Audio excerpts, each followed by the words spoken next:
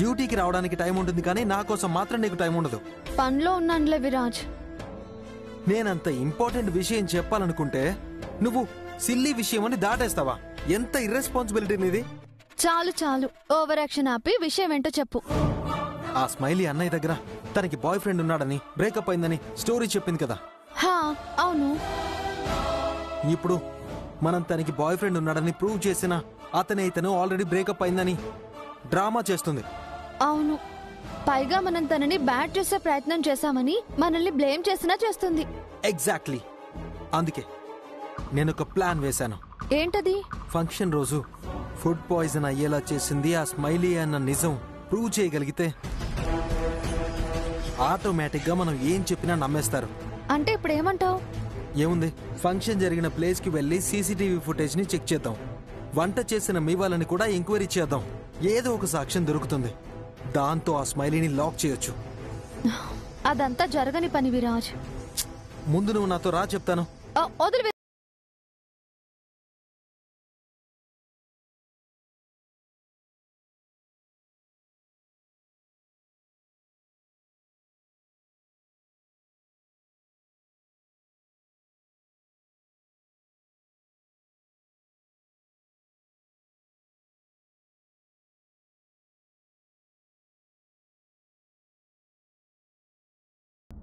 ఇక మీదట పెళ్లి విషయంలో నేను నీతో కలిసి ఏ పని చేయలేను. ఏం మాట్లాడుతున్నావు చైత్ర? మా అన్నయ్య లైఫ్ ఏం కావాలి? అసలు సడన్ గా ఎందుకు ఇలా మాట్లాడుతున్నావు? అన్నింటికీ నీకు రీజన్స్ కావాలా? కుదరదు అంటే కుదరదు అంతే. అదే ఎందుకు అంటున్నాను. విరాజ్కి కొంచెం దూరంగా ఉండు.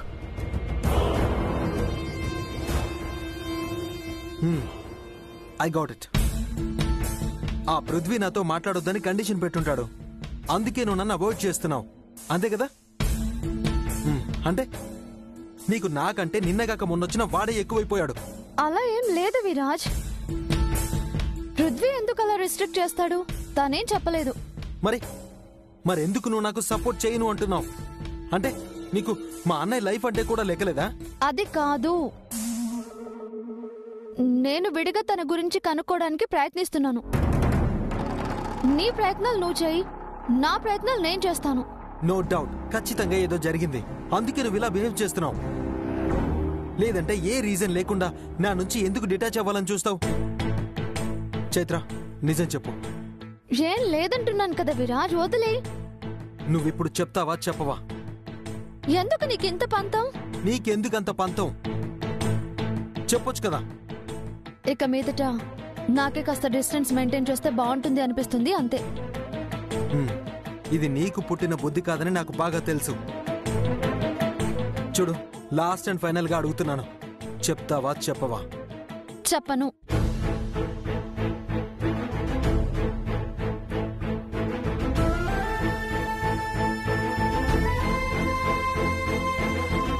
ఫైన్, వెళ్ళి ట్రీట్మెంట్ చేసుకో. నా తంటాలేవో నేనే పడతాను. విరాజ్ అన్నిట్లో హెల్ప్ చేస్తాడు. మన మంచి కోరుకునే వాళ్ళ దగ్గర నిజం దాచొద్దు. ఒకవేళ అమ్మ ఇలా చెప్పింది అంటే తన మాట నువ్వెందుకు వినాలి అంటాడేమో. ఇంకా ఇక్కడే ఉన్నావేంటి? వెళ్ళు. పోనీ విరాజ్కి నిజం చెప్పేస్తే? ఎస్, సీతారత్నం గారే మా అమ్మ అని చెప్పేస్తాను.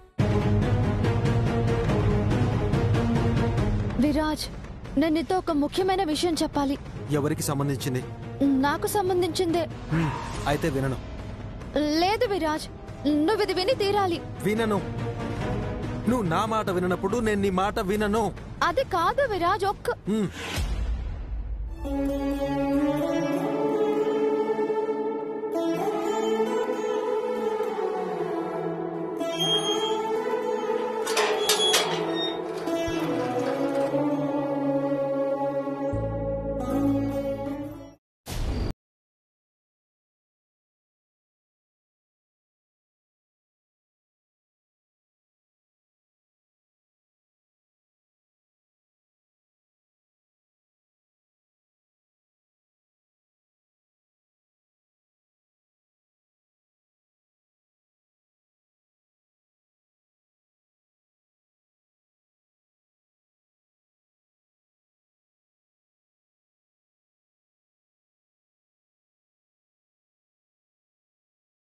నథింగ్ స్మైలీ, ఏవో బిజినెస్ టెన్షన్స్ అంతే. బిజినెస్ టెన్షన్ అయితే మీరింత డిస్టర్బ్డ్ గా కనిపించరు. ఖచ్చితంగా ఏదో పర్సనల్ టెన్షన్ అయి ఉంటుంది. ఏ నాతో షేర్ చేసుకోకూడదా ఆంటీ? మీకు ఇష్టం లేకపోతే చెప్పద్దులేండి. అదేం లేదు స్మైలీ. మరి మీ ప్రాబ్లం ఏంటో చెప్పండి ఆంటీ. చైత్ర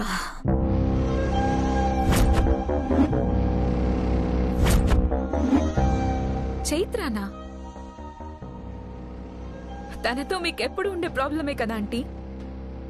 కొత్తగా ఈ టెన్షన్ దేనికి? ఎందుకంటే తను నాకు కొత్త టెన్షన్ తెచ్చిపెట్టింది కాబట్టి. కొత్త టెన్షనా? ఏంటంటీ అది? చైత్రకి షెల్టర్ ఇచ్చిన సీతారత్నం నీకు తెలుసు కదా. హ, ఎందుకు తెలీదు? అదే పనిగా చైత్ర రికమెండ్ చేసి మరీ క్యాటరింగ్ ఇప్పించింది కదా. అసలు ఆ రోజు మనం వేసిన ఫుడ్ పాయిజన్ ప్లాన్ తో జైల్లో కూర్చోవాల్సింది కాస్త విరాజ్ వల్ల విడుదలైపోయింది. లేదు లేదు లేదు, ఆ చైత్ర వల్ల తప్పించుకుంది. ఎగ్జాక్ట్లీ.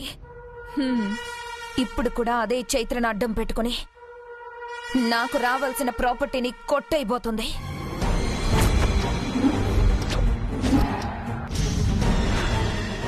ప్రాపర్టీయా? అవును స్మైలీ, నాకు సీతారత్నానికి మధ్య ఒక ప్రాపర్టీ ఇష్యూ నడుస్తోంది. కేసు ఆల్రెడీ కోర్టులో ఉంది. సీతారత్నానికి వారసులెవ్వరూ లేకపోవడంతో కేసు కంప్లీట్ గా నాకు ఫేవర్ గా ఉంది. జస్ట్ ఒక్క పిటిషన్ ఫైల్ చేస్తే ప్రాపర్టీ నా హ్యాండ్ ఓవర్ అయిపోతుంది అనుకుంటుండగా లాస్ట్ మినిట్ లో ఆ సీతారత్నం షాక్ ఇచ్చింది. ఏం చేసిందంటీ? ఆ చైత్రని తన చెల్లెల్ని తను కూతుళ్ళని చెప్తూ ప్రాపర్టీ తనకే చెందాలని పిటిషన్ వేసింది. ఇలా చేస్తుందని చెప్పి ఇంట్లో వాళ్ళ సపోర్ట్ తీసుకుందాం అనుకుంటే ఇక్కడ అందరూ చైత్రకి సపోర్ట్ చేసేవాళ్లే. ఎక్కడ ప్రాపర్టీ చేజారిపోతుందో అని టెన్షన్ గా ఉంది. ఏం చేయాలో అర్థం కాక తల పట్టుకొని కూర్చున్నాను.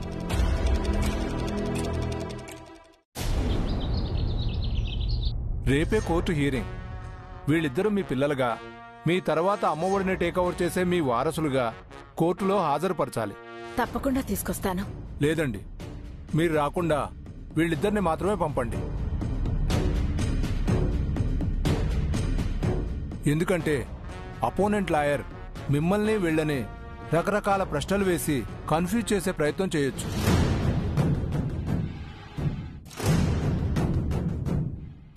అదే వీళ్ళు మాత్రమే ఉంటే నేను ఎలాగూ వీళ్ళు మీ పిల్లలు అనేలాగా డాక్యుమెంట్స్ అన్ని రెడీ చేశాను కాబట్టి ఫార్మల్ క్వశ్చన్స్ మాత్రమే ఉంటాయి. అలాగే లాయర్ గారు. ముఖ్యంగా మీరిద్దరూ ఒక విషయం గుర్తుపెట్టుకోవాలి.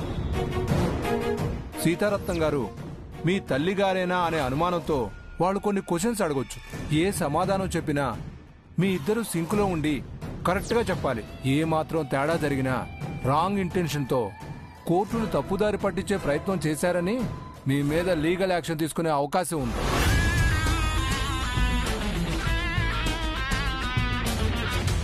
సో మీరు జాగ్రత్తగా ఉండండి. అలాగే లాయర్ గారు, మేము చూసుకుంటాం. సరే అయితే రేపు కోర్టు టైంకి కరెక్ట్గా వచ్చేసేయండి.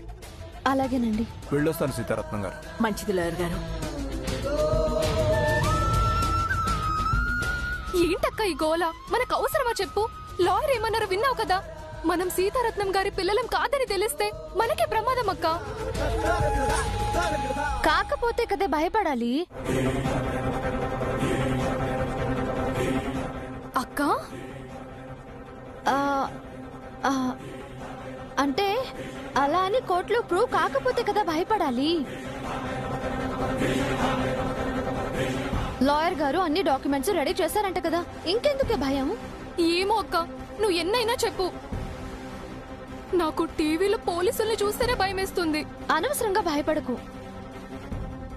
ఏం మాట్లాడాలో ఎలా మాట్లాడాలో ఏ ప్రశ్నకి ఏ సమాధానం చెప్పాలో అంతా నేను నీకు వివరంగా చెప్తాను కదా. బావుందక్క. అబద్ధం చెప్పడం తప్పని చెప్పిన నువ్వే ఎలా చెప్పాలో ట్రైనింగ్ ఇస్తున్నావా? అవసరానికి అబద్ధం చెప్పడం తప్పు, కానీ ఇంతమందికి న్యాయం జరగడం కోసం అబద్ధం చెప్పడం తప్పు కాదు. అవునులే, నీకు అనుకూలంగా స్టేట్మెంట్స్ పాస్ చేసేస్తూ ఉంటావు. నేను మాత్రం కోర్టుకి రాను. మహి, నేను అమ్మకి మాటిచ్చేశాను, నువ్వు వస్తున్నావు అంతే. ఏ అమ్మా? ఎవరికమ్మా? నేను ఎవరి కోసం ఏమి చెయ్యను. మహి, నువ్వు నాతో పాటు కోర్టుకి వస్తున్నావు అంతే. రాకపోతే నా మీదొట్టే. అక్క, చైత్ర ఏంటమ్మా ఇది? ఛ! ఎప్పుడింతే ఏదో ఒకటి చెప్పి నన్ను కట్టిపడేస్తావు. మహి, మహాలక్ష్మి, చైత్ర అనవసరంగా మీ ఇద్దరి మధ్య గొడవలు పెట్టినట్టు అనిపిస్తోంది. మహాలక్ష్మి అంత భయపడుతుంది కదమ్మా, తననెందుకు ఇబ్బంది పెట్టడం? నేనే కోర్టులో ఏదో ఒకటి చెప్పుకుంటానులే. వద్దమ్మా, నువ్వు నీ కోసం కాకుండా ఇంతమంది కోసం పోరాడుతున్నావు. అలాంటి నీ కోసం ఈ మాత్రం నేను చేయలేనా? ఒక మంచి పని కోసం మనం ఈ నిర్ణయం తీసుకున్నాము. కష్టమైనా నష్టమైనా ఈ నిర్ణయానికి కట్టుబడి పోరాడాలి. మధ్యలో వదిలేయకూడదు. ఎంత దూరం వెళ్ళైనా సరే మన అమ్మఒడిని మనం రక్షించుకోవాలి. నేను రక్షిస్తాను, మీరేం దిగులు పడకండి.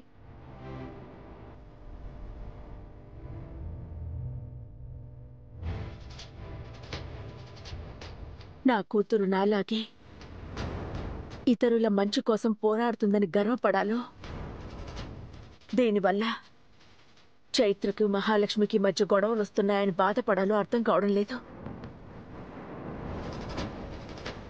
అన్నిటికీ ఆ భగవంతుడే ఉన్నాడు.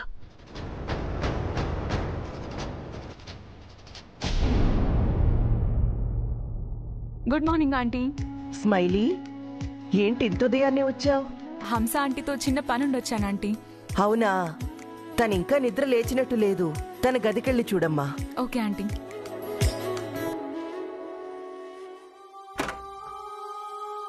ఆంటీ, ఆంటీ, ఆంటీ, ఆంటీ లేవండి.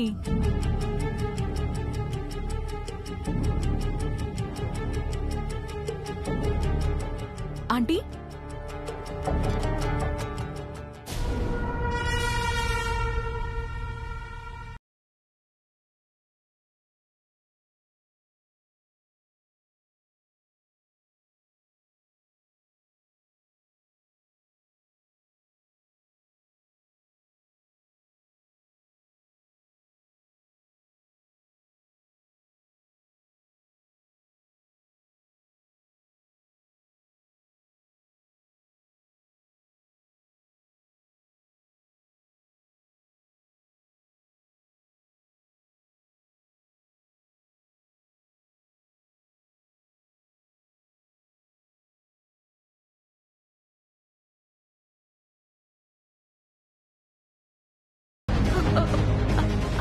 ఆంటీ, ఆంటీ, ఆంటీ, అయ్యో ఆంటీ, ఆంటీ, ఆంటీ, ఆంటీ లేవండి ఆంటీ. అత్తయ్య, అత్తయ్య, అత్తయ్య, బామ్మగారు, అత్తయ్య, బామ్మగారు, ఆనంద్ గారు, అందరూ త్వరగా రండి.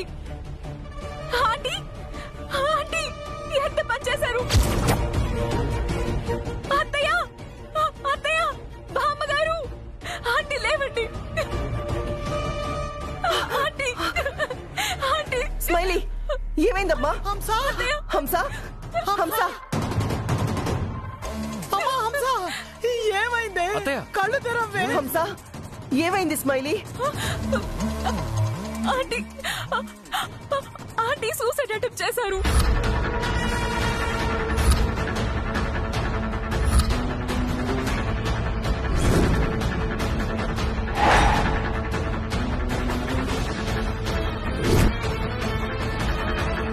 అత్తయ్య సూసైడ్ చేసుకోవడం ఏంటి?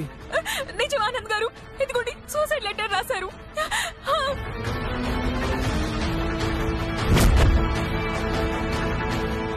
ఏమని రాసిందో చెప్పరా? ఆ లెటర్ లో ఏముందిరా? చెప్పరా ఆనంద్. తన చావుకి కారణం చైత్ర అని రాసుంది.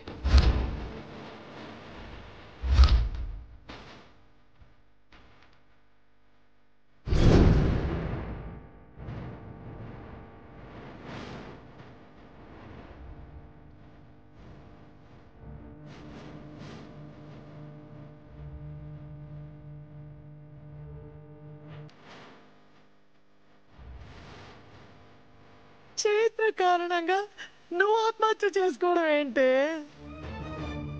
నీకంత కష్టం ఏమొచ్చిందమ్మా? లేమ్మా.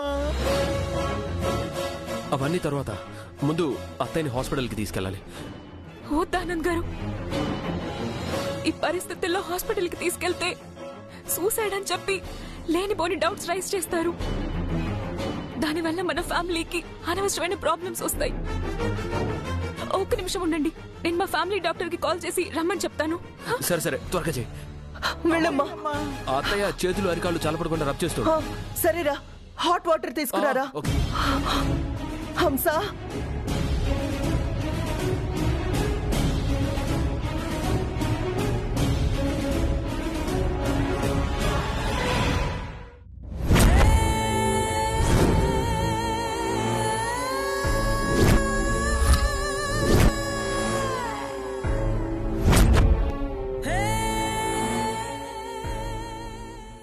ఏం చేయాలో అర్థం కానప్పుడు సైలెంట్ గా సూసైడ్ అటెంప్ట్ చేయటం బెస్ట్ కదా ఆంటీ? స్మైలీ స్మైలీ,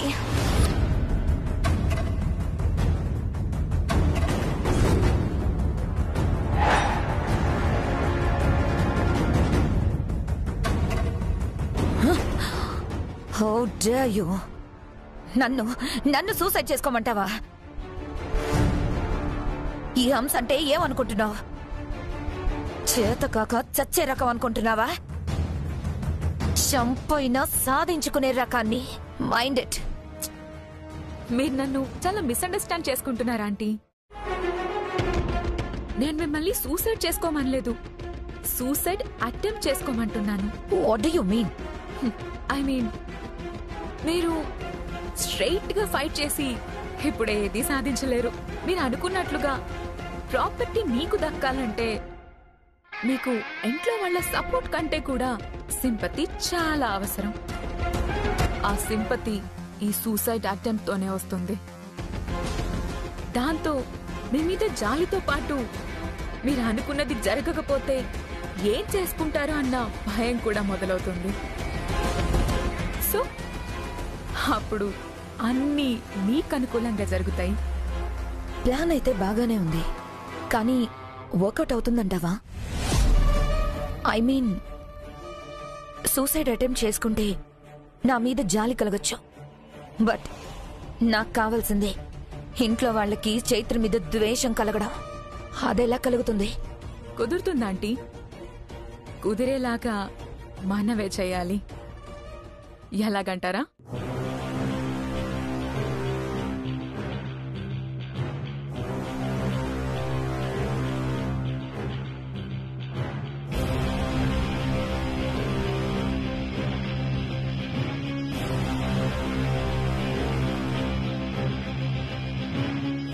ఎలా ఉందంటీ? Super smiley. ఈ దెబ్బతో ఆ చైత్ర గేమ్ కి చెక్ పెట్టడం ఖాయం. Thank you so much for your great idea smiley. Most welcome aunty. ఒకే దెబ్బకి రెండు పిట్టలన్నట్లు ఈ ఒక్క ఐడియాతో సీతారత్నం నుంచి ప్రాపర్టీ మీ చేతుల్లోకి రావటం, చైత్ర ఈ ఇంట్లో నుంచి వెళ్ళిపోవడం, రెండూ ఒకేసారి జరుగుతాయి. ఎస్.